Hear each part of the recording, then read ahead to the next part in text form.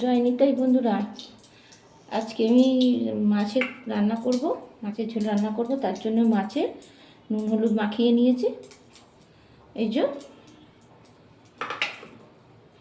আর এখানে পটল কেটে নিয়েছি, আলু কেটে নিয়েছি, ধুয়ে নিয়েছি।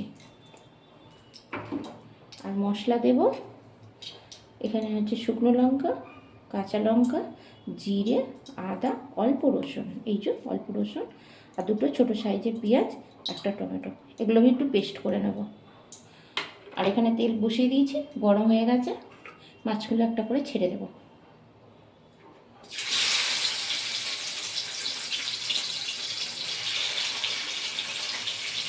এই যে ভাজা দিয়ে দিচ্ছি।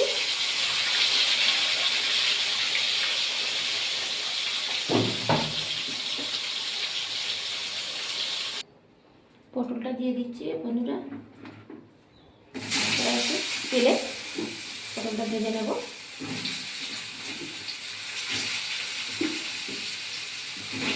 পটলগুলো দিয়ে ভালো করে ভেজে নিতে হবে।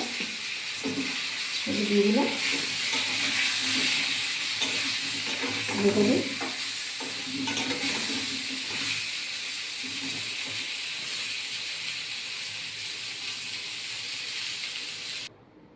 পটল ভাজা হয়ে গেছে বন্ধুরা। এবারে আমি ফোড়নে দেবো দুটো তেজপাতা আর 5 ফোড়ন ভেজে দিলাম।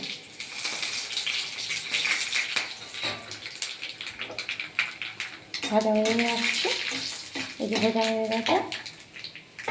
এবার দিয়ে দেবো আলু।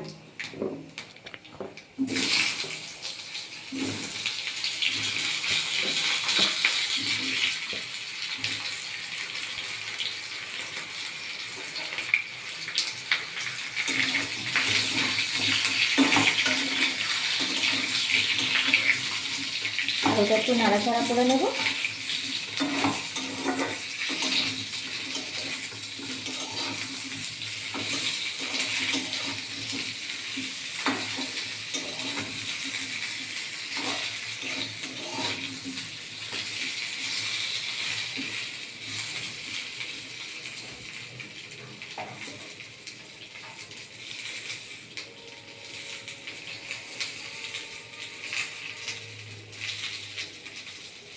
স্বাদ মতো নুন দিয়ে দেবো,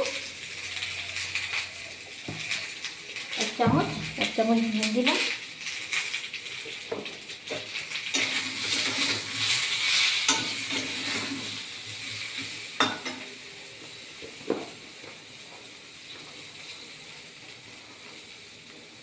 এক চামচ হলুদ দেবো।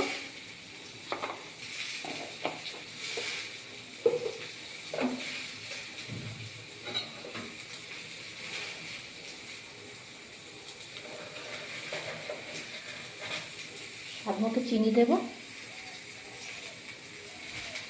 আর যে মশলাটা করে রেখেছিলাম, গোটা মশলাটা পেস্ট করে নিয়েছি, সেটা দিয়ে দেবো।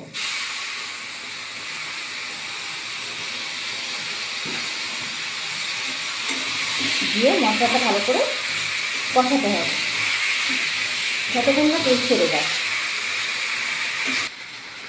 মশলা কষানো হয়ে গেছে বন্ধুরা।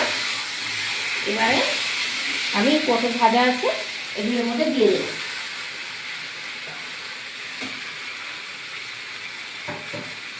দিয়ে একটু নাড়াচাড়া করে নেব। মশলাটা ভাজা হয়ে গেছে, এই যে তেল ছেড়ে গেছে।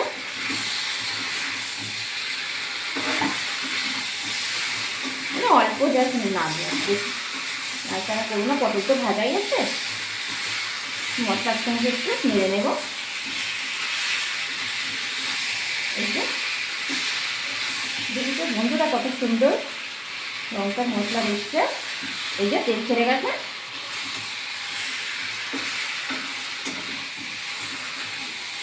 এই যে এরকম করে করে খেয়ে দেখবে।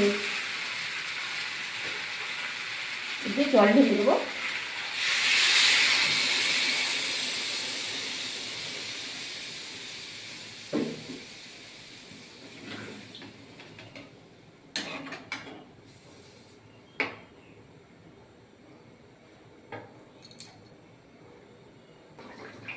ঝোলটা হয়ে এসেছে বন্ধুরা, আলু সেদ্ধ হয়ে গেছে।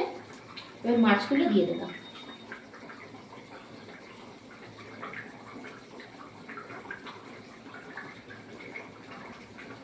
অল্প মানে অল্প ফুটিয়ে নেবো, নিয়ে ঢেলে নেবো।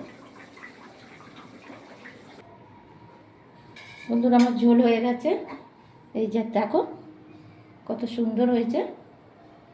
গরম গরম ভাত দিয়ে খুব ভালো লাগবে। এবার বানিয়ে করিয়ে খেয়ে দেখো।